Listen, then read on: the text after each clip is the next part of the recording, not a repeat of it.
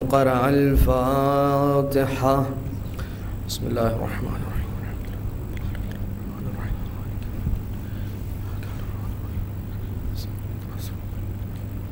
صراط الذين أنعمت عليهم غير المغضوب عليهم ولا الضالين. صدق الله. لا حول ولا قوة إلا بالله العلي العظيم. حسبنا الله ونعم الوكيل، نعم المولى ونعم النصير. أعوذ بالله من الشيطان اللعين الرجيم. بسم الله الرحمن الرحيم. حمدا لك يا ذا الجود والإحسان والفضل والطول والامتنان، وصلاة وسلاما على من لا ينطق عن الغباء،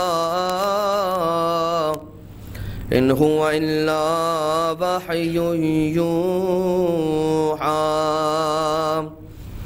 حبيب قلوبنا وشفيع ذنوبنا وطبيب نفوسنا، مولانا ومولى الثقلين جد الحسن والحسين أبي القاسم المصطفى محمد. اللهم صل على محمد وعلى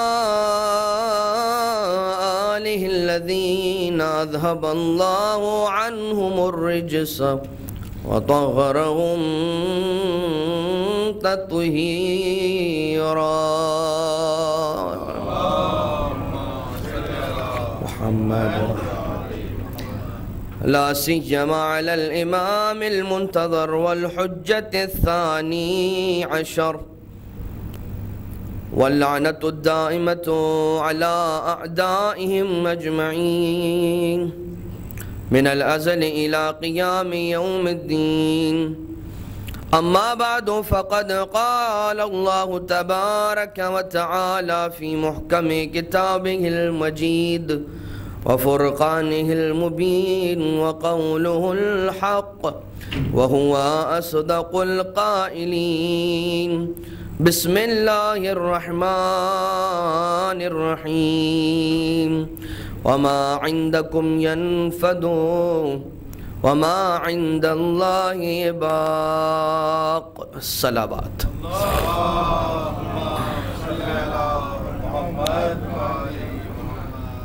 مومنین اور مومنات، مجالس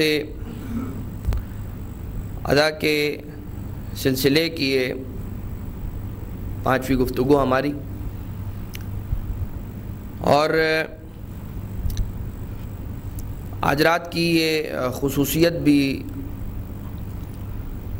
ہے کہ ایک روایت کے مطابق شب شہادت امام حسن مجتبی علیہ الصلاۃ والسلام،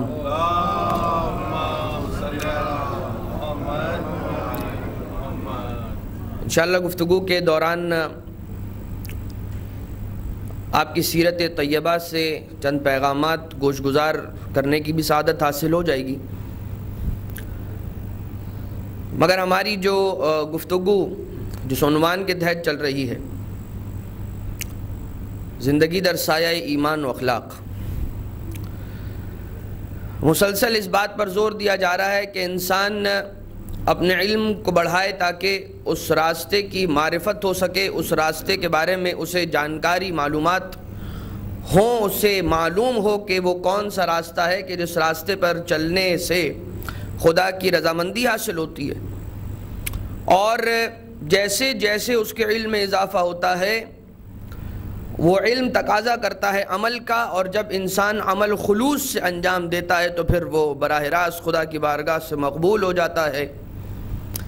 قرآن کریم کی جس آیہ مجیدہ کی تلاوت کا شرف حاصل کیا، اس کا تعلق سورہ مبارک نحل سے ہے۔ آیت کا نشان ہے 96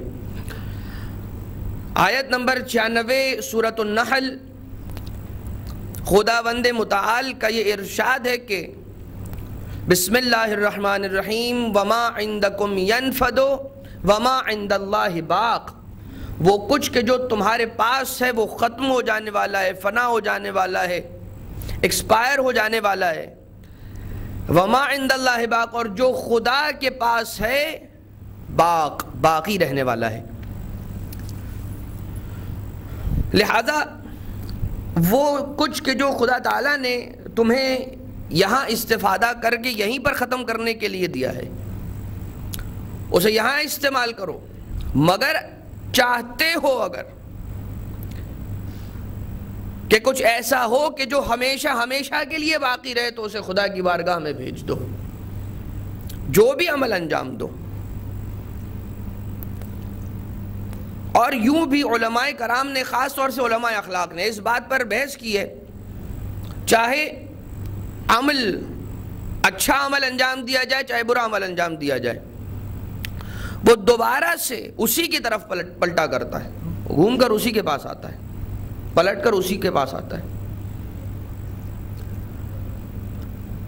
کہیں پر علوم فلکیات کے ماہرین نے ان ستاروں کا ذکر کیا ہے کہ وہ ستارے کے جن کی موت ہو جایا کرتی ہے اور وہ ختم ہو جاتے ہیں اور وہ بلیک ہولز بن جاتے ہیں اور یہ سارے اعمال وہاں جاتے ہیں وغیرہ وغیرہ وغیرہ، مگر ان تمام باتوں پر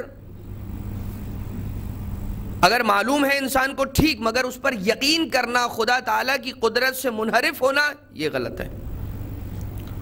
جو طاقت ہے، جو قدرت ہے، وہ کاملہ خدا تعالیٰ کی ہے، جو عمل ہے وہ خدا کی بارگاہ میں جاتا ہے، اس کی جو جزا ہے وہ خدا تعالیٰ کی جانب سے عطا کی جاتی ہے۔ شاید یہی وجہ تھی کہ سورۃ الرحمن کی وہ آیت ہمیں نظر آئی، ہل جزاء الاحسان الا الاحسان، کیا نیکی کی جزا نیکی کے علاوہ کچھ اور بھی ہے؟ استفہام انکاری یہاں پر استعمال کیا گیا، نہیں نہیں، بے شک نہیں، احسان کی جزا، نیکی کی جزا نیکی کے علاوہ اور کچھ بھی نہیں ہے، استفہام انکاری، ہل جزاء الاحسان الا الاحسان۔ تو وہ مخلصانہ اور وہ خلوص سے بھرپور عمل کہ جو فقط خدا کے لیے کر دیا، چاہے وہ مال کے جو خدا کی راہ میں خرچ کر دیا، ہمارے پاس ہے، کسی نہ کسی کام میں خرچ کر دیں گے، ختم ہو جائے گا، کوئی اس کی میموری باقی رہے نہ رہے، وہ خود مال باقی رہے نہ رہے، مال جسم پر لگایا، جسم خود ایک دن فنا ہو جانے والا ہے، جس چیز پر بھی انسان نے پیسہ لگایا وہ ایک دن آ کر الٹیمیٹلی ختم ہو جانے والا ہے، فنا ہو جانے والا ہے، مگر وہ مال کے جو خدا کی بارگاہ میں پہنچ گیا، وہ عمل کے جو خدا کی بارگاہ میں پہنچ گیا، وہ ہمیشہ ہمیشہ باقی رہنے والا ہے، اور اس انداز سے باقی رہتا ہے کہ اس کی انسان کی زندگی کے اندر اثرات نظر آ رہے ہوتے ہیں، اس عمل کے اثرات نظر آ رہے ہوتے ہیں۔ امام علی ابن ابی طالب علیہ السلام کی خدمت میں ایک چاہنے والا جب آپ کے خانہ در دولت پر آتا ہے، آپ کے گھر پر آتا ہے، اور جب گھر پر آتا ہے دیکھتا ہے کہ مولا کائنات کے گھر پر چٹائی ہے بوسیدہ پرانی، جیسے نہ جانے کتنے عرصے سے یہ چٹائی یہاں پر رکھی ہو، اسے تبدیل ہی نہ کیا ہو۔ اگر کوئی چیز ایسی تھی مولا کے گھر میں کہ جسے فرنیچر کہا جا سکتا ہے تو وہ سمجھ لیجئے، ورنہ تو وہ چیز کہ جو مولا کائنات علیہ السلام کا تکیہ بن رہی ہے اتنی سخت ہے، پتھر جیسی سخت۔ مولا کائنات علیہ السلام وہ ہستی کے جو اپنے گھٹنوں کے ذریعے سے روٹی توڑ کر کھاتے ہوں اور اسے اشرفیوں کی تھیلی کے اندر مہر لگا کے، سیل لگا کے، بند کر کے رکھتے ہوں، اتنی سادہ زندگی گزارنے والے اب چلیں، چونکہ الکلام و یجر الکلام، اب ایک بات سے دوسری بات نکل رہی ہے، تو ایک چھوٹی سی بات بھی سن لیجئے۔ بہت سارے اعمال مولا کائنات علیہ السلام کے ایسے ہیں کہ جو عادت بشری سے تھوڑے بالاتر ہیں، وہ مولا کائنات علیہ السلام کی جو گورننس کی ڈیسٹینیشن ہے اس کا تقاضا کر رہے ہیں، چونکہ مولا کائنات علیہ السلام اس وقت خلیفۃ المسلمین ظاہری طور پر ایک شخص آتا ہے شکایت کرتا ہے کہ میرا بھائی ہے اس طرح سے نہ اپنے گھر والوں کا حق ادا کر رہا ہے اور نہ صحیح سے غذا لے رہا ہے، ہلکان ہوا جا رہا ہے، مرے جا رہا ہے، کھانا نہیں کھاتا، کہتا ہے کہ میں زاہد ہوں، تارک دنیا ہوں۔ غلطی کیا تھی اس کی؟ اس راستے کو خدا تک پہنچنا چاہ رہا تھا نا۔ زاہد اسی کو کہتے ہیں کہ جس نے دنیا کو ترک کر دیا اور خدا کے لیے، مگر وہ سمجھ رہا تھا اپنی تھنکنگ کے اعتبار سے کہ میں صحیح کر رہا ہوں، یعنی کہ اللہ تک پہنچنے کا وہ راستہ کہ جو اس کی عقل کو سمجھ میں آیا وہ اپنانا شروع کر دیا۔ اگر ہمیں خدا تک پہنچنا ہے، راستے کو متعین کرنا ہے، تو پہلے جانا ہوگا در اہل بیت پر، ان سے پوچھنا ہوگا آپ بتائیے آقا ہم کیسی زندگی گزاریں، ہم کیسے اعمال کریں خدا تک پہنچ جائیں۔ مولا کائنات نے کہا یہاں ہو، بتاؤ تم علی ابن ابی طالب ہو کہ یا میں؟ خدا را حقوق کو ادا کرو، اپنا خیال کرو۔ تو مولا کائنات سے سوال کیا گیا آقا آپ اتنی بوسیدہ چیزیں ہیں، نئی چیزیں کیوں نہیں لے کر آتے؟ مولا کائنات نے فرمایا وہ جو نیا سامان ہے وہ میں نے خدا کی بارگاہ میں ابھی سے بھجوا دیا ہے۔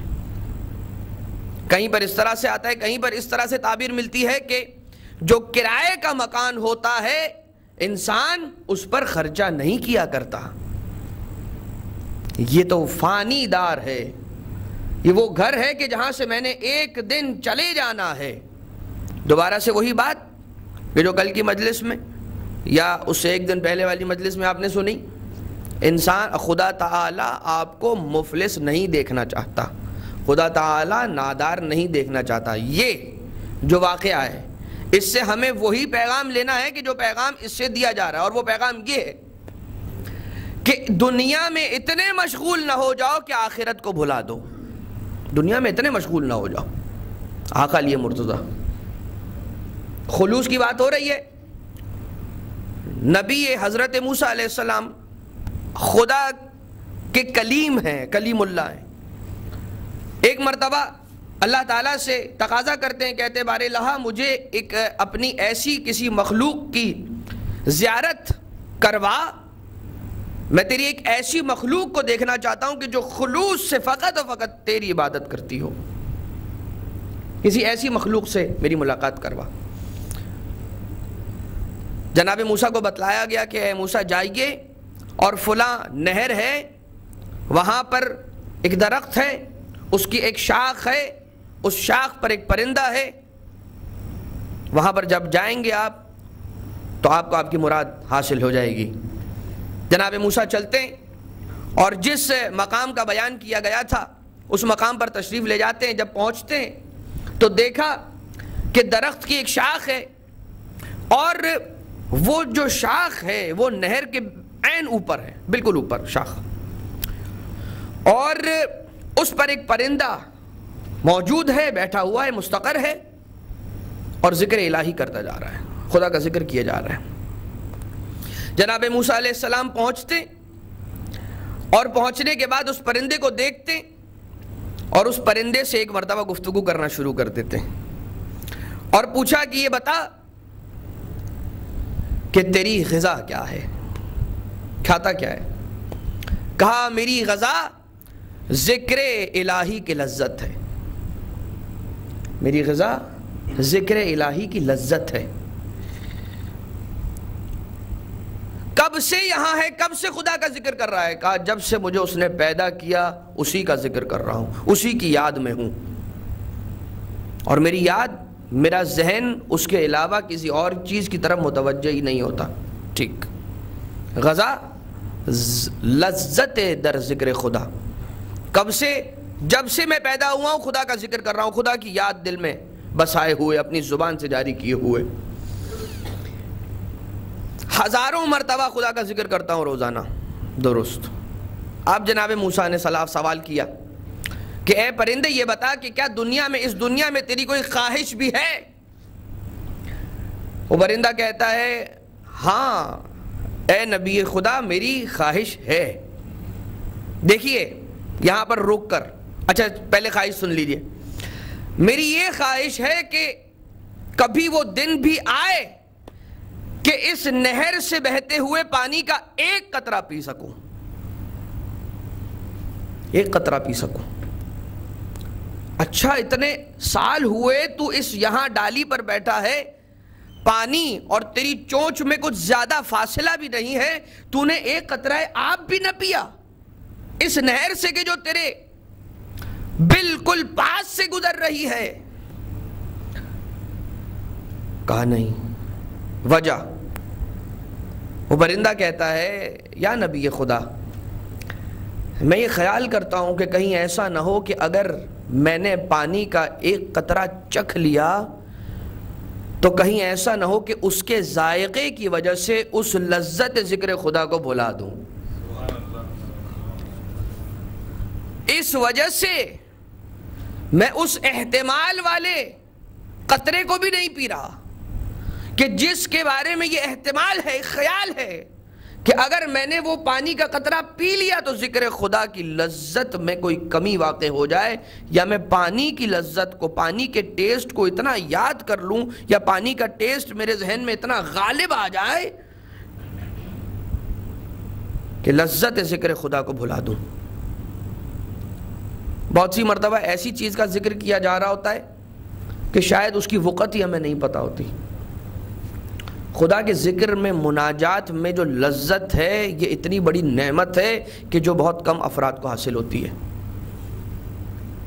انسان نماز کے بعد، مصائب پر گریہ کرنے کے بعد آنسو آنکھوں میں ہوں، اس وقت جب دعا مانگتا ہے نا، وہ پوری ہوتی ہے تو انسان بہت ساری دعائیں سوچ کر رکھتا ہے کہ جب وہ خاص وقت آئے گا کہ جو دعا کی قبولیت کا وقت ہے، اس دعا کی قبولیت کے وقت میں یہ دعائیں مانگوں گا، لکھ لیجئے، اپنی لسٹ میں شامل کر لیجئے کہ اے خدا مجھے اپنے مناجات، اپنی ذکر میں موجود لذت کا ذائقہ چکھا دے۔ یہ کب ہوگا؟ جب ہمیں اس خدا سے عشق ہوگا، اس خدا سے ہمیں اتنی محبت ہوگی کہ ہم فقط اس کا نام لیتے ہوئے بھی لذت محسوس کریں گے، کیف محسوس کریں گے، وجد محسوس کریں گے۔ اور یہ کیوں ہوگا؟ کیونکہ ہمارے پاس علم ہوگا۔ کس بات کا علم؟ یہ بھی مجھے خدا نے دیا، یہ بھی مجھے خدا نے دیا، یہ میرے پاس ہے، یہ بھی خدا سے ملا۔ اگر خدا نہ ہوتا تو مجھے یہ نعمتیں نہ ملتی، شکم مادر میں مجھے غذا بھی ملی، دنیا میں آنے کے بعد محبت کرنے والی آغوش مادر بھی ملی، یہ جتنی چیزیں مجھے ملی ہیں، نعمتیں ملی ہیں، اس وقت سے لے کر آج تک میری سانس ایک لہجے کے لیے نہ رکی۔ وہ شکم مادر کے جہاں پر سانس آ ہی نہیں سکتی تھی، وہاں پر بھی میری دل کی دھڑکن چلتی رہی۔ ذرا ہم غور تو کریں، ذرا ہم فکر تو کریں، اس چیز کو درک تو کرنے کی کوشش کریں جو ہمارے پاس ہے اور ہم نے سوچا ہی نہیں کہ ہے۔ کل شام کی مجلس میں یہ بیان کیا، انسان نے کتنی مرتبہ ان چھوٹی چھوٹی نعمتیں کہ جن کو ہم چھوٹا سمجھ رہے ہیں مگر وہ اتنی بڑی نعمتیں ہیں کہ اگر وہ ہمارے پاس نہ ہو ہم اپنی زندگی کے بڑے بڑے کام نہ کر سکیں۔ ایک تھمب، انسان کا انگوٹھا، خدا نہ خواستہ یہ اس طرح سے زخمی ہو جائے کہ ہمارے کام کے قابل نہ رہے، خدا نہ خواستہ یہ قطع ہو جائے، انسان فقط سوچنے کی کوشش کرے کہ ایک لمحے کے لیے میرے پاس انگوٹھا نہ ہو میں کیا کیا کام نہیں کر سکتا، میں لکھ نہیں سکتا، میں پین پکڑ نہیں سکتا، میں اپنے شرٹ کا بٹن بند نہیں کر سکتا۔ کیا کبھی میں نے یہ سوچ کر کہ اے خدا اتنی زبردست نعمت 5 انگلیاں ہیں، ان 5 انگلیوں میں سب سے چھوٹی یہ ہے مگر ان 5 کی مدد کرتی ہے، یہ اگر یہی نہ ہو تو بہت سے کاموں کے لیے یہ 4 انگلیاں بھی ناکارہ ہو جاتی ہیں۔ الحمدللہ رب العالمین، اس بات پر کہ تو نے مجھے یہ نعمت انگوٹھا، یہ نعمت تھمب عنایت کی۔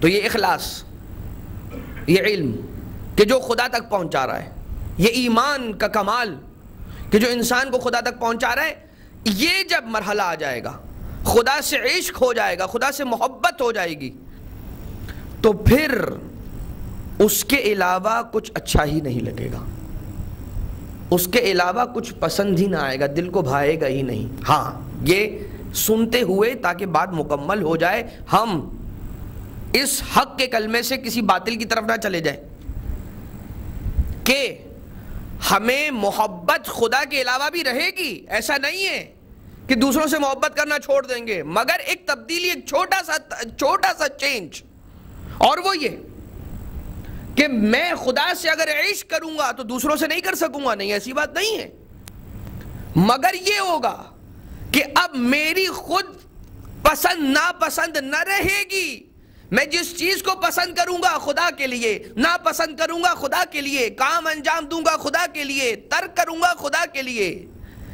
ہر کام میں جس شخصیت اور جس ہستی کی خوشنودی کا خیال ہوگا وہ ہوگا میرا خالق، وہ ہوگا میرا منعم، وہ ہوگا میرا پروردگار۔ ساتھ ہے نا عزیزو؟ تو یہ وہ بات ہے کہ جو اخلاص کے ذریعے سے انسان کو حاصل ہوتی ہے، خلوص، خالص کر لیا آپ نے۔ دیکھیے، پسند ناپسند، مجھے کسی سے محبت نہیں علی کے سوا، میں ہر کسی سے محبت کروں علی کے لیے، یہ وہ منزل ہے۔ بہرحال جب انسان علم حاصل کرتا ہے نا تو اس میں گریوٹی پیدا ہو جاتی ہے، اس کے اندر ایک وزن آ جاتا ہے، ہر چیز سوچ سمجھ کر انجام دے رہا ہوتا ہے، اور بہرحال پھر اس کے بعد کچھ اس کے معیار بن جاتے ہیں کہ جن معیارات کو مد نظر رکھتا ہوا وہ کسی بھی کام کو انجام دیتا ہے یا کسی بھی کام کو ترک کرتا ہے، وہ معیار خوشنودی خدا ہے۔ اگر ہم دین کی بات کریں تو خوشنودی خدا، اگر جنرل ایسپیکٹ سے کوئی بات کر رہے ہوں تو پھر بات مختلف ہو جاتی ہے اس علم کے حوالے سے کہ جس علم کو وہ حاصل کر رہا ہے۔ حدیث میں آیا ہے کہ انما العلم مع الحلم، علم فقط و فقط حلم کے ساتھ ہوتا ہے۔ جب علم آتا ہے تو اپنے ساتھ حلم لے کر آتا ہے، بردباری، جھکاؤ، انکساری، فلیکسیبلٹی۔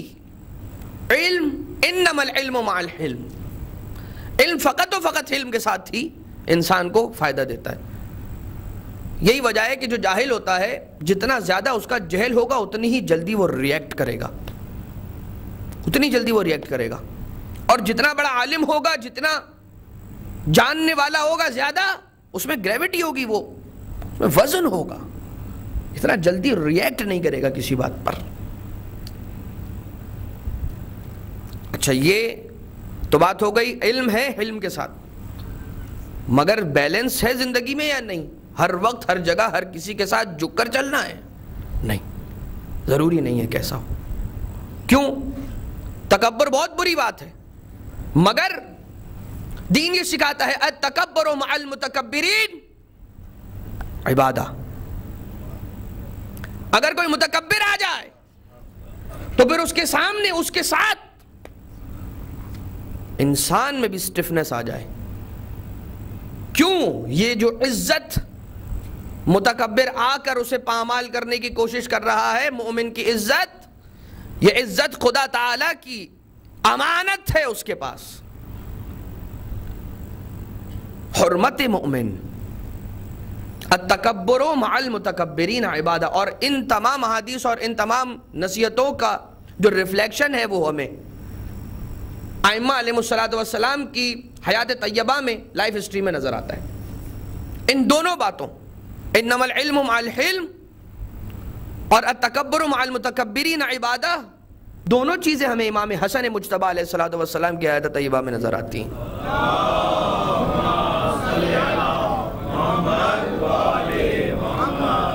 آقا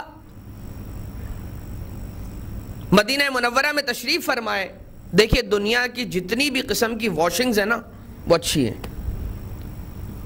مگر برین واشنگ بہت خطرناک ہے۔ یہ انسان کی، اچھا اس میں کیا ہوتا ہے آپ نے نوٹ کیا ہے؟ صرف واش یہ کیا جاتا ہے، اس کے اعمال کے اندر تبدیلی آ جاتی ہے، وہ عجیب و غریب حرکتیں کرنے لگتا ہے. یعنی اس کی فکر کو چینج کیا کر دیا جاتا ہے، اس کے اعمال میں چینجز آ جاتے ہیں. اس کا مطلب یہ ہوا کہ انسان کی عقل، اس کی فکر، اس کے سوچنے کا انداز اس کے اعمال سے ڈائریکٹلی ریلیٹڈ ہے. علم منطق کی اگر بات کی جائے، علم منطق میں یہ بتلایا جاتا ہے کہ جو انسان کی فکر ہے، کون سی چیز اسے ریپریزنٹ کرتی ہے؟ اس کا کلام.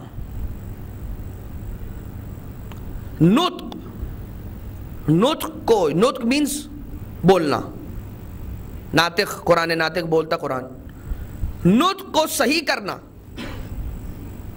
اس لیے ضروری ہے کہ اگر کہیں پر نطق میں مینز اسپیکنگ میں، بول چال میں، وہ قول کے جو انسان کی زبان سے نکل رہا ہے اس میں اگر خطا ہے، اٹ مینز کہ اس کی فکر میں، اس کی سوچ میں، اس کی تھنکنگ میں کوئی خطا ہے. انسان بولتا کیا ہے؟ جو اس کے دل میں آتا ہے وہ بولتا ہے، جو اس کے دماغ میں آتا ہے وہ بولتا ہے. سوچتا ہے کن چیزوں سے؟ دل و دماغ سے سوچتا ہے. واضح ہے عزیزو؟ تو اس کی فکر کو صحیح کرنے کے لیے لتفکیر الصحیح، تو آقا حسن مجتبیٰ تشریف فرما ہے اور شام سے ایک مسافر آتا ہے مدینہ میں آقا حسن مجتبیٰ کو تلاش کرنے کے لیے. وجہ کیا ہے؟ کیوں تلاش کر رہا ہے؟ آقا حسن مجتبیٰ سے کیا کام ہے اسے؟ شام سے آیا ہے. دیکھیے آقا علی مرتضیٰ علیہ السلام کا دور ابھی ختم ہوا، آقا حسن مجتبیٰ کا دور ہے، شام سے آ رہا ہے. شام میں جانتے ہیں کیا کیا ہوا ہے آقا علی مرتضیٰ علیہ السلام کے خلاف اس دور میں؟ کس انداز سے لوگوں کے ذہنوں کو تبدیل کیا گیا جھوٹ بول بول کر. منبر سے یا لکڑی کے کچھ ٹکڑوں کے اوپر جا کر اہل بیت کرام کے بارے میں جھوٹ بولا گیا. ورنہ آپ سوچئے وہ علی مرتضیٰ کے جن کی نماز ایسی ہے، خدا تعالیٰ سے اتنے قریب ہوتے ہیں نماز میں، اگر پاؤں سے تیر کھینچ لیا جائے مولا کائنات کو پتہ نہ چلے، اتنے محو ہے خدا تعالیٰ سے راز و نیاز میں، اتنے زیادہ متوجہ ہیں. آپ دیکھیں ہر شخص کے ساتھ ہوتا ہے کبھی کبھار، یا ایک طبقہ ہے، آپ دیکھتے ہیں اگر وہ کچھ پڑھ رہا ہو یا کچھ سوچ رہا ہو، آپ اسے پکارتے رہیں گے، وہ آپ کو رپلائی نہیں کرے گا. اور یہ ایک پرابلم ہے، یا پرابلم کہیے یا انسان کی فطرت کہیے، کچھ افراد کے ساتھ واقعتاً بڑی شدت کے ساتھ ہوتا ہے. اور اب تو یہ بہت زیادہ ہو گیا جب سے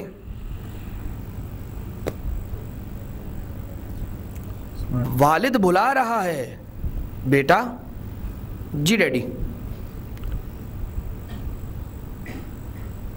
یہ وہ ہستی ہے کہ اگر مستحب نماز پڑھ رہے ہو، ماں بلائے، مستحب نماز توڑو، ماں کو جواب دو. بابا کیا ہو گیا؟ ویژن کلیئر نہیں ہے. بہرحال اب مولا کائنات نماز میں اتنے زیادہ متوجہ ہیں اپنے خدا کی طرف،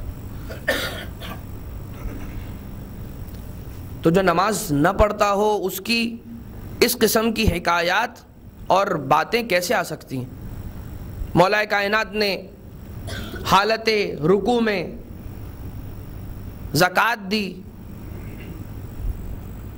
آقا علی مرتضیٰ راتوں میں 1000 رکعت نماز پڑھتے تھے،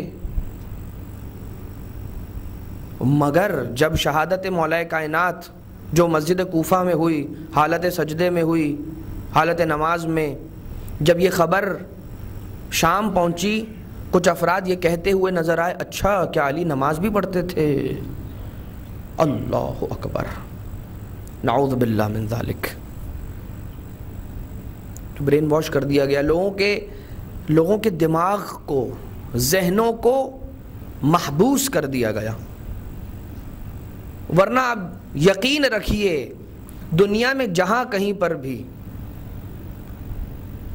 اسلام سے تعلق رکھنے والا کوئی بھی ہو، اسلام کے جس فرقے سے تعلق رکھنے والا ہو، جس مسلک سے تعلق رکھنے والا ہو نہیں سکتا اگر اس نے اپنی کتابوں سے تاریخ بھی پڑھ لی ہے، اگر اپنی کتابیں بھی صحیح سے پڑھ لی ہیں.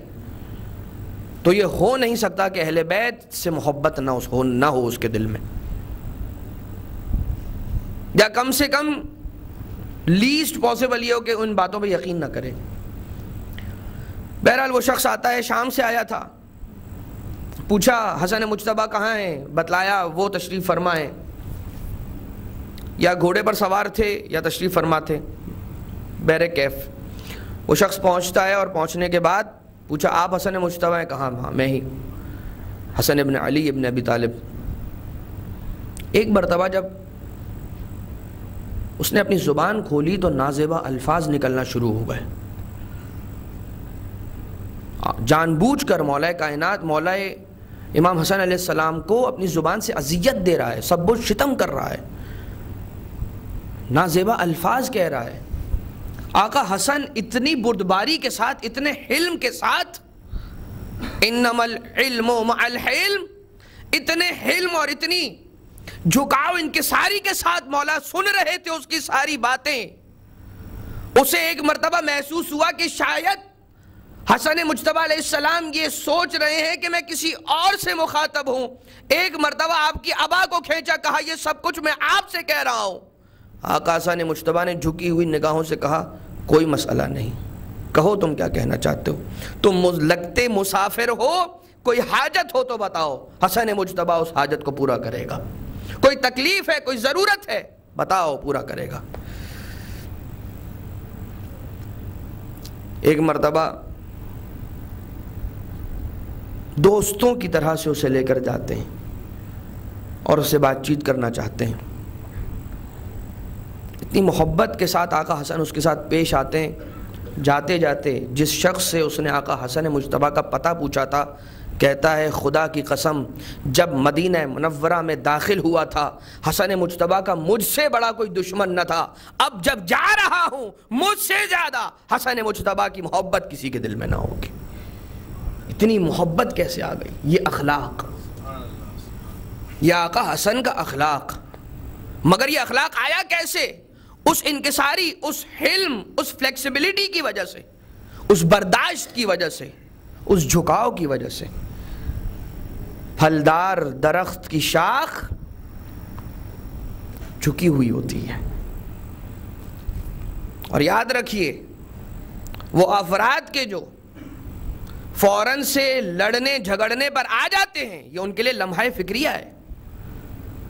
سوچے کہیں ایسا نہ ہو کہ ان کی یہ عادت صاحبان علم کے لیے یہ علامت ہو جائے، وہ سمجھ جائیں کہ اس سے مزید بحث کرنے کا کوئی فائدہ نہیں ہے۔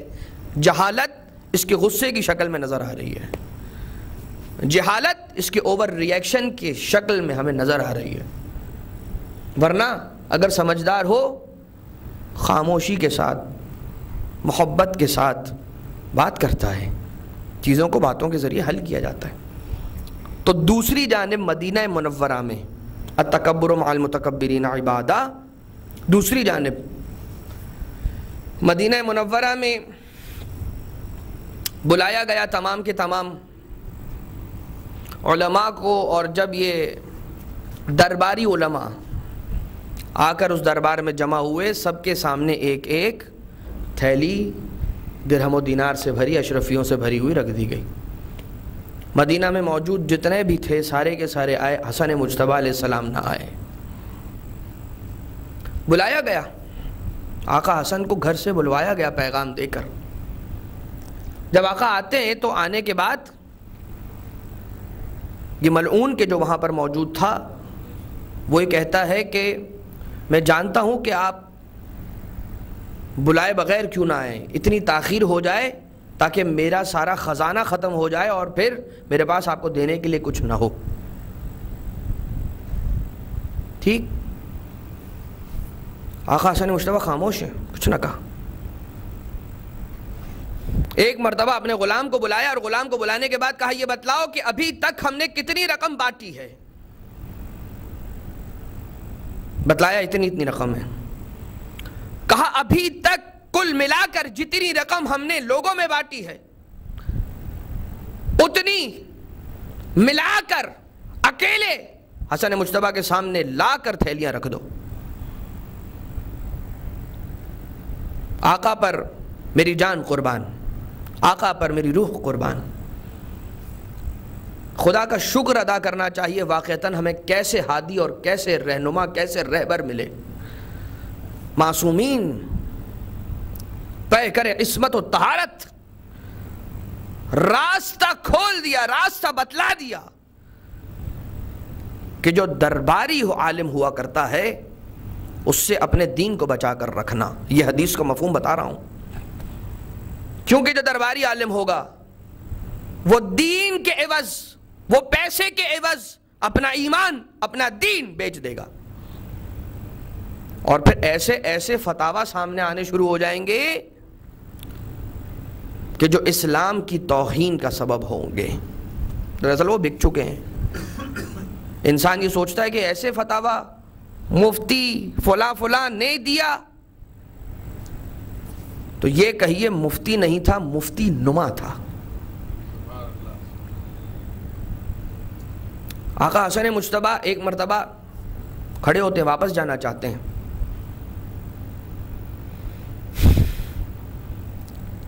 اور جب وہ درہم و دینار اشرفیوں سے بھری ہوئی، سکوں سے بھری ہوئی تھیلیاں غلام لا کر آقا کے قریب رکھتا ہے، تو جیسے ہی ان کے قریب وہ تھیلیاں رکھی جاتی ہیں، یہ ملعون کہتا ہے انا ابن ہند، میں ہندہ کا بیٹا ہوں، وہ خاتون کے جو شہداء کا جگر چبایا کرتی تھی، اور جناب حمزہ کا خصوصیت کے ساتھ وہ بغض، وہ کینہ عربوں میں بہت خاص یہ بات موجود ہے ان کی فطرت کے اندر کہ وہ کینہ رکھتے کا مطلب کیا ہے؟ وہ کسی بات کو اتنا جلدی بھولتے نہیں ہیں۔ اس بات پر بھی آقا حسن مجتبیٰ نے کچھ نہ کہا، خاموش رہے۔ پھر یہ شخص کہتا ہے انا خیر منکا۔ یہاں پر آقا حسن علیہ السلام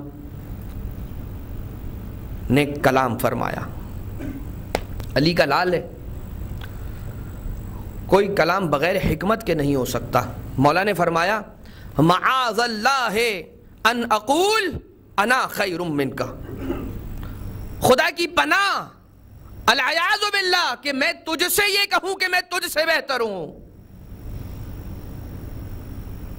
ایک مرتبہ مسکرانے لگا، شاید یہ سوچ رہا ہو کہ آقا حسن تسلیم کر گئے کہ واقعی میں نعوذ باللہ خاکم بدہن علی کے لال کا کلام ہے، باب مدینۃ العلم کا بیٹا ہے، بغیر حکمت کے کوئی کلام زبان سے جاری ہو نہیں سکتا۔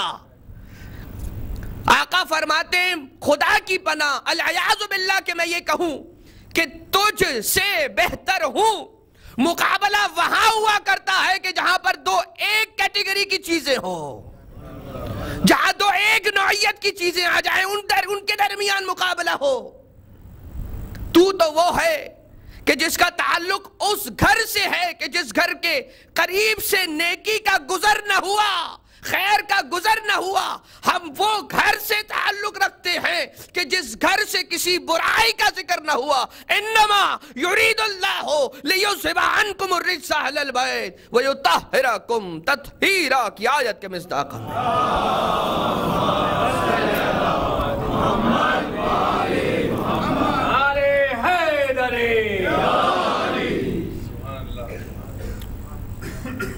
یہ تو دیکھو کہ کس گھر میں خدا کی آیتیں نازل ہوئیں، یہ تو دیکھو کس گھر میں خدا کی وحی نازل ہوئی، یہ تو دیکھو کہ شراب کا پینے والا کون ہے اور ساقی کوثر کا جام پلانے والا کون ہے۔ یہ تو دیکھو کہ صاحب تطہیر گھر کون سا ہے اور لہو و لعاب کا گڑھ کون سا ہے، یہ تو دیکھ لو۔ اور جاتے جاتے جب آقا حسن علیہ السلام اس کے دربار سے نکلنے کے لیے، قدم آگے بڑھانے کے لیے اپنی نالین مبارک میں پیر ڈالنا چاہتے ہیں. غلام آگے بڑھتا ہے, آقا حسن کی جوتیاں سیدھی کر دیتا ہے, جتنی بھی تھیلیاں وہاں پڑی تھیں ساری کی ساری اٹھا کر اس غلام کو دیا. اس جملے کا بھی جواب دیا کہ جو اس نے کہا تھا انا ابن ہند. اس وقت آقا نے کچھ نہ کہا.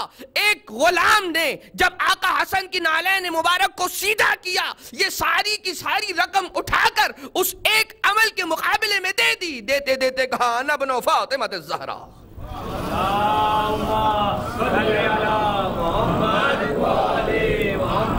سلام اللہ علیہا, میں فاطمہ کا بیٹا ہوں. عمل بتاتا ہے.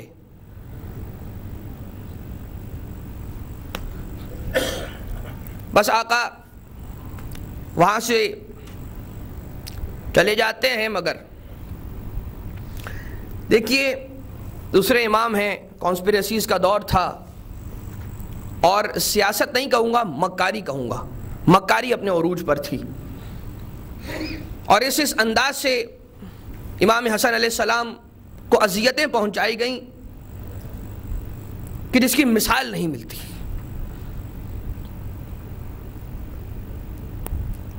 صلح حدیبیہ سن 6 ہجری میں آقا رسول خدا نے فرمائی. فار سم ریزنز ابو سفیان چاہتے تھے کہ رسول کے پاس آ کر اس صلح کا رینیوبل کروا دیں. رسول ماننے کو تیار نہیں. اچھا وہ کسی کے پاس نہ گیا, آیا علی ابن ابی طالب علیہ السلام کے پاس. وہ جانتا ہے کہ علی نفس رسول ہے. اچھا جاننا نہ جاننا, اتمام حجت ہونا نہ ہونا, جانتے ہوئے بھی عمل نہ کرنا, اس کی مثال ان دونوں باتوں میں, ان دونوں واقعات میں جو امام حسن علیہ السلام کے بتلائے گئے. وہاں پر وہ جو شخص آیا تھا اسے معلوم نہیں تھی حقیقت, اور آقا حسن علیہ السلام سے بد کلامی کی. جھوٹ بول بول کر اس کے ذہن کو خراب کیا گیا تھا. اسے اصل علم حاصل کرنے نہ دیا گیا تھا. اسے حق کی باتوں سے دور رکھا گیا تھا. ٹھیک, اور وہ نہیں جانتا تھا حقیقت کہ یہ کرم کا دروازہ ہے, یہ علم کا دروازہ ہے, یہ خدا کا دروازہ ہے. اور امام کے ساتھ یہ بد کلامی کی. آقا نے حلم بھی, بردباری بھی کی, دست شفقت بھی پھیرا, اور اس کو ہدایت سے بھی نواز کر گھر بھیجا. مگر یہاں پر یہ جو شخص تھا ملعون, یہ تو جانتا ہے سب کچھ, یہ سب کچھ جانتا ہے, اور جانتے بوجھتے چونکہ عمل نہیں کر رہا. کڑا جواب دیا آقا نے کہ اسے پتہ چل جائے کہ اس کا مقابلہ حق کے ساتھ ہے, وہ باطل ہے. اب یہ مسجد نبوی میں آقا حسن علیہ السلام تقریباً 2 سال کی عمر ہے, اور کرال کر رہے ہیں, گھٹنیوں کے بل چل رہے ہیں. اور گھٹنیوں چلتے ہوئے آقا علی مرتضیٰ سے کہا بات نہیں. 2-3 ذرائع سے رسول اکرم تک اس پیکٹ کے رینیول کی بات, صلح حدیبیہ کی بات ہو رہی ہے, صلح امام حسن نہیں علیہ السلام. اب آقا حسن کے پاس یہ جو بالکل کمسن بچہ ہے, وہاں کھیل رہے ہیں مسجد نبوی میں, یہ بیٹھے ہوئے ابو سفیان. آقا کھیلتے ہوئے قریب آتے ہیں تو ہنستے ہوئے مزاحن یہ کہا, کوئی میری بات نہیں مان رہا, بیٹا آپ ہی اپنے نانا کی خدمت میں میری یہ عرضی پہنچا دیجئے, سفارش کر دیجئے, کیوں میری بات یہ مان لیں اور اس کی تجدید کر لی جائے اس صلح کی. ایک مرتبہ قریب تھے, اتنی بڑی داڑھی, کافی بڑی داڑھی تھی جناب ابو سفیان کی. تو جناب آقا حسن علیہ السلام تشریف لاتے ہیں, اور آنے کے بعد داڑھی کو تھام لیا, اور قریب آنے کے بعد وہی عمل انجام دیا کہ جو جناب موسیٰ نے جناب فرعون کے ساتھ کیا تھا. اور یہ کہہ کر تماچا لگایا کہ لا الہ الا اللہ کہو, ابھی رسول کی خدمت میں تمہاری سفارش کرتا ہوں. کلمہ پڑھو, ابھی خدا کے رسول سے تمہاری سفارش کرتا ہوں. جس نے اہل بیت کے در کو چھوڑا وہ در بدر ہو گیا. جس نے دین کو اس گھر سے نہ لیا کہ جس گھر میں دین نازل ہوا, وہ ہدایت تک نہ پہنچا، کسی بھی چیز تک پہنچا، ہدایت تک نہ پہنچا۔ شاید یہی وجہ ہے کہ آپ دیکھیے کہ میں بڑی اور صحیح کتابوں سے یہ باتیں آپ کی خدمت میں عرض کر رہا ہوں۔ توحید کا حشر دیکھ لیجئے ان کتابوں میں، توحید کا حشر دیکھ لیجئے ان مسالک میں، نبوت کے عقیدے کو کس طرح سے مسخ کر دیا گیا یہ دیکھیے۔ مثالیں ہمارے پاس موجود ہیں، فقط مطالعے کی ضرورت۔ اپنے بھی پڑھیں، غیر بھی پڑھیں، سب پڑھیں۔ پڑھ لکھ کر علمی بنیادوں پر جب بات ہوتی ہے تو پھر وہ حل کی طرف آگے بڑھتی ہے۔ کیا ہوا؟ کہیں پر جب اہل بیت کے در کو چھوڑا تو توحید ہمیں اس شکل میں نظر آئی کہ خدا کے جسم کو ماننے پر راضی ہو گئے۔ ایک ایسا وقت آئے گا کہ جب جہنم بھر نہ رہی ہوگی، خدا اپنا نعوذ باللہ خاکم بدہن اپنا پاؤں ڈال دے گا تو جہنم بھر جائے گی۔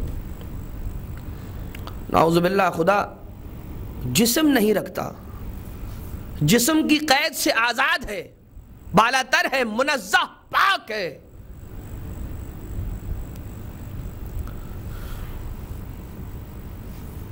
دوسرے آسمان پر آ جاتا ہے، جسم کے قائل ہو گئے۔ تو کہیں پر عقیدہ نبوت کو اس طرح سے مسخ کیا جا رہا ہے کہ حضرت ابراہیم علیہ السلام نے نعوذ باللہ من ذالک 3 جھوٹ بولے، نعوذ باللہ، ایک اپنے لیے، ایک خدا کے لیے، ایک اپنی زوجہ کے لیے۔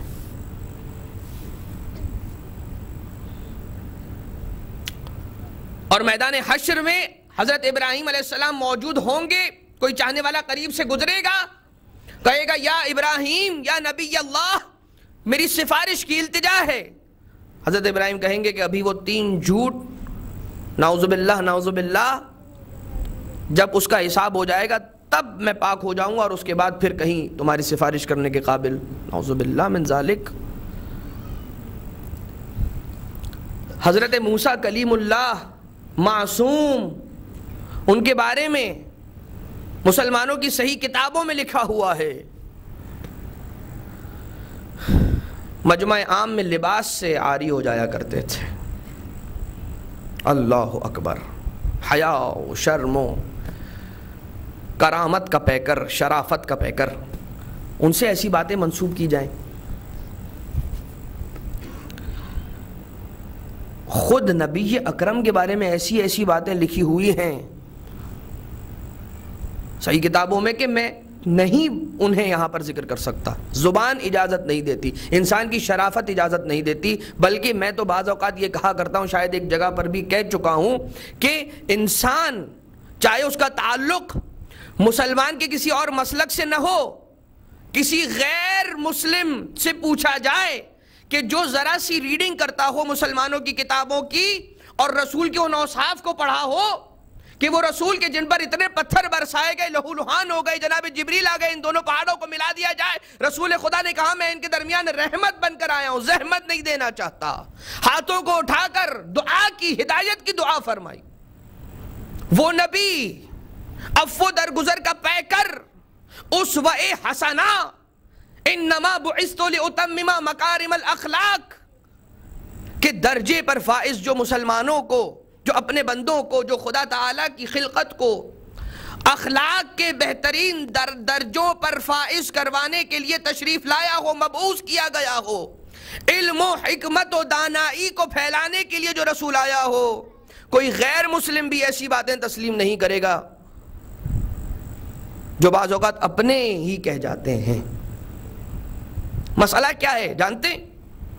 ایک عام مسلمان کے بارے میں بھی انسان یہ سوچ سکتا ہے کہ مسجد میں حالت نجاست میں آ جائے گا، نشے کی حالت میں آ جائے گا، بس اس سے زیادہ نہیں۔ ہوا یہ کہ رسول کو بھی ماننا ہے اور ان افراد کو بھی ماننا ہے کہ جو لبادہ اسلام اوڑے رسول کے ساتھ ساتھ ہیں، مگر یا تو کہہ دیجئے کہ ہم بیزار ہیں، ٹھیک ہے، ہم ایسے افراد کو کنڈیم کرتے ہیں، نہیں مانتے، تو بات ہی ختم ہو گئی، مگر انہیں بھی ماننا چاہتے ہیں۔ تو رسول کا اخلاق اتنا بلند ہے، ان کا اخلاق تو بلند ہو نہیں سکتا، رسول کے بلند اخلاق کو گرانے کی کوشش کرتے ہیں، ایسی نازیبا حدیثیں گڑ گڑ کر. اور اب وقت، علیکم السلام ورحمۃ اللہ، اب وقت کے دامن میں وہ گنجائش نہ رہی، ورنہ آپ کی خدمت میں عرض کیا جاتا اس فیکٹری کے بارے میں کہ جو حدیثیں بنانے کی فیکٹری ہوا کرتی تھی. گڑھ دو حدیثیں، کوئی مسئلہ نہیں ہے، رسول کے بارے میں بھی نعوذ باللہ من ذالک ایک دو حدیثیں اس قسم کی گڑھ دو، تاکہ اگر کل کو کوئی پڑھ لے، کسی کو پتا چل جائے کہ فلاں آئے تھے نشے کی حالت میں مسجد میں، فلاں آئے تھے حالت نجاست میں مسجد میں، تو ہم یہ جھوٹی حدیث پیش کر کے بتلا سکیں کہ اگر ان سے یہ ہوا تو کوئی مسئلہ نہیں. دیکھو ود ان دا بریکٹ جھوٹی حدیث، یہ دیکھو رسول سے بھی تو نعوذ باللہ ایسا ہوا ہے. تو جب در اہل بیت کو چھوڑا تو پھر اسلام بھی اپاہج ہو گیا، پھر وہ دین نہ رہا کہ جو واقعتاً دین اسلام تھا، اس کی شکل تبدیل کر دی گئی. اب احسان مانے امت مسلمہ حسین ابن علی کی قربانی کا، اب احسان مانے امت مسلمہ حسن مجتبی علیہ السلام کی اس تدبر کا. لوگ کہتے ہیں آقا حسن نے سلو کی اور آقا حسین نے جنگ کی. سلو آقا حسن نے کی، وہ پرچہ کی جس پر شرائط لکھنی تھی آقا حسن نے، وہ پرچہ کہاں سے آیا تھا؟ آقا حسن نے سلو کرنا قبول فرمایا، ٹھیک ہے کریں گے سلو، کروانا کون چاہتا تھا؟ اور آقا حسن مجتبی علیہ السلام نے وہ شرائط لکھ کر دی کہ جس کے بعد اس کی پہلی شرط یہ کہ آج سے امیر شام قرآن اور حدیث پر عمل پیرا ہوگا، جو کام جو فیصلہ لے گا قرآن اور حدیث کی روشنی میں لے گا. یہ جو سلو ہے یہ سلو نامہ نہیں ہے، یہ ہسٹری چارٹ ہے، یہ ہسٹری چارٹ ہے. یہ خود پکار کر اس کی کلوزز پڑھیے، آج جا کر گھر پہ اٹھائیے کتابیں، تاریخ کی کتابیں اٹھائیے اور دیکھیے کیا شرطیں رکھی امام حسن علیہ السلام نے. وہ شرطیں پکار کر بتا رہی ہیں کہ جس راستے پر امیر شام چل رہا تھا وہ راستہ محمد رسول اللہ کا نہیں تھا، وہ راستہ خدا بند عالم کا نہیں تھا. خود پہلی شرط یہ بتلا رہی ہے کہ اس وقت ہم بات مانتے ہیں کہ جب امیر شام اپنے فیصلے خدا اور رسول کے مرضی اور ان کی تعلیمات کے مطابق لے گا، اس کا مطلب کہ آج تک ایسا نہیں ہو رہا تھا، آج سے ہونا چاہیے. یہ اور بات ہے کہ ان شرائط پر عمل نہ ہوا، اور جو ہوا وہ سب جانتے ہیں. مگر عزیزو، وہ تماچا کے جو چہرے پر کھایا وہ بھلایا نہ گیا، اور اس انداز سے بار بار آقا کو زہر دیا جا رہا ہے، بار بار آقا کو زہر دیا جا رہا ہے، مختلف انداز سے مختلف نوعیت کے زہر لا کر آقا حسن مجتبی تک پہنچائے جا رہے ہیں.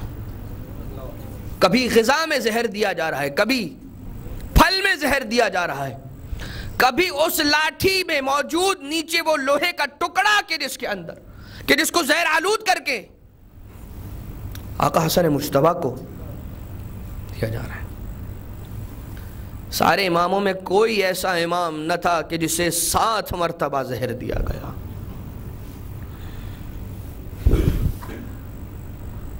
ایک روایت کے مطابق آج ہی کی وہ رات تھی،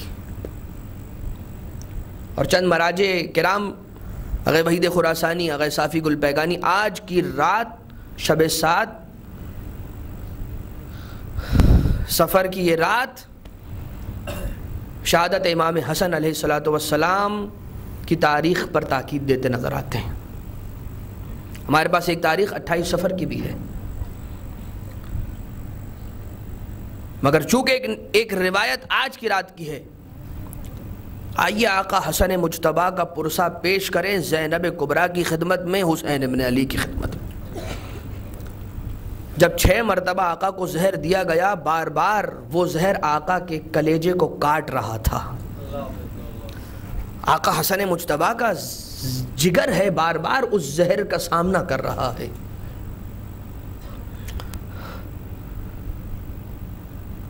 وقت آیا کہ آقا ابوالفضل العباس نے آ کر کہا، بھیا حسن اب، آقا حسن اب، گزارش ہاتھوں کو جوڑ کر کہتا ہوں کہ اب پہرے کی اجازت دے دیجیے۔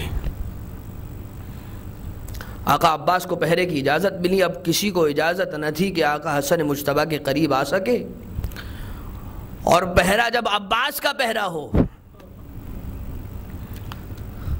دیکھ لیجئے قافلہ اہل حرم جب 28 رجب کو مدینہ سے نکلا ہے، عباس ساتھ ہیں، اس قافلے کی کیا شان تھی۔ اور وہ قافلہ بھی دیکھیے کہ عباس کی شہادت کے بعد جب شام غریباں قافلے کو لوٹا گیا، عباس نہ تھے، اس قافلے کو دیکھیے، آقا عباس نے پہرا لگایا۔ ایک مرتبہ وہ ترکیب سوچی گئی، جودہ بنت اشعث یا جعدہ بنت اشعث آقا حسن کی دوسری زوجہ ہیں۔ انسان اپنے غموں کو ہلکا کیا کرتا ہے اپنی شریک حیات کے ساتھ، مگر جب شریک حیات ہی غم دینے والی ہو، زہر دینے والی ہو، تو پھر انسان غم کس کو بیان کرے۔ اور اب آقا حسن مجتبیٰ علیہ السلام کی کیفیت یہ ہے کہ پہرا سخت ہے، کوئی قریب نہیں آ سکتا۔ جعدہ بنت اشعث کو اس کام پر مامور کیا گیا کہ وہ زہر آقا حسن تک پہنچا دے۔ اب کمرے میں بھی آقا حسن مجتبیٰ اگر سو رہے ہیں تو بستر حسن کا درمیان میں ہے، دائیں جانب زینب کبریٰ کا بستر ہے، بائیں جانب حسین مظلوم، دونوں بھائی بہن ہیں کہ جس طرح سے آقا حسن مجتبیٰ کو درمیان میں رکھا ہوا ہے اور سو رہے ہیں۔ ایک مرتبہ داخل ہوتی ہے جعدہ بنت اشعث، کمرے میں داخل ہونے کے بعد آہستہ آہستہ سے قریب آتی ہے، اور آنے کے بعد اس پانی کی سرائی میں زہر کے چند قطروں کو ملاتی ہے۔